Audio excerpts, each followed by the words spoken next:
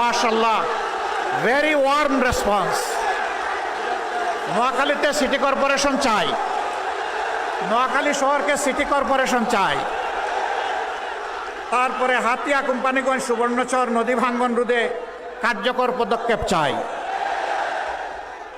এরপরে কোম্পানিগঞ্জ ছোটফেনী নদীতে ক্লোজার নির্মাণ চাই।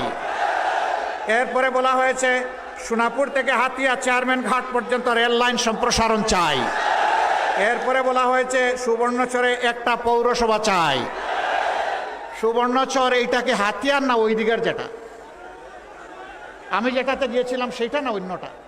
হ্যাঁ, আমি যেখানে গিয়েছিলাম, হ্যাঁ, আমি একজন দুঃখিনী মায়ের দরবারে পৌঁছার চেষ্টা করেছিলাম, যাকে হায়ানারা কষ্ট দিয়েছিল একটা সিম্বলে 18 সালে ভোট দেওয়ার কারণে। ওই মায়ের সম্মানে সেখানে আমরা নির্বাচিত হলে পৌরসভা করব ইনশাল্লাহ, ওই মাকে সম্মানিত করার জন্য ইনশাআল্লাহ তাআলা আজিম। আপনাদের এই 6টা দাবি আমি বুঝতে পারলাম যে নোয়াখালীবাসীর প্রাণের দাবি।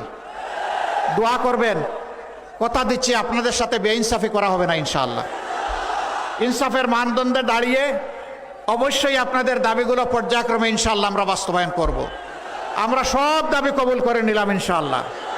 আল্লাহ তাআলা আমাদেরকে এই অঙ্গীকার পূরণের জন্য বিশেষভাবে যেন সাহায্য করেন। প্রিয় নোয়াখালীবাসী, আমরা একটা দুর্নীতিমুক্ত, চাঁদাবাজ মুক্ত, দুঃশাসন মুক্ত বাংলাদেশ চাই। আমরা চাই না 15.5 বছরের সেই দুঃশাসন আবার বাংলাদেশে ফিরে আসুক। যদি আমরা না চাই তাহলে 12 তারিখ 2টা ভোট। প্রথম ভোটটা হবে ইনশাআল্লাহ সংস্কারের পক্ষে হা ভোট। প্রথম ভোটটা কি ভোট হবে?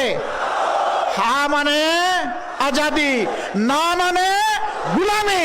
আজাদি না গুলামি, আজাদি না গুলামি। সম্মানিত ভাইরা, এরপরে যা স্পষ্টভাবে বলতে চাই, ইনসাফের প্রতীক দাঁড়িপাল্লার সাথে আরো 10টা প্রতীক যুক্ত হয়েছে। এই 10, 11 প্রতীক যাকে যেখানে যেটা দেয়া হবে ধরে নিতে হবে যে তার মাঝে 11টা আছে। আমরা সবাই মিলেমিশে এক মায়ের সন্তানের মতো কাজ করব ইনশাআল্লাহ। আমি জানি বিশেষ করে আমার সংগঠনের ভাইদের বোনদের কিছু কষ্ট, কিছু অভিমান আছে। আমি আজকে হাত পেতে সেই কষ্টগুলা তুলে নিয়ে যেতে এসেছি। আপনারা কি আমাকে সেই কষ্টগুলো আমার হাতে তুলে দিবেন? এটা নিয়ে নেন।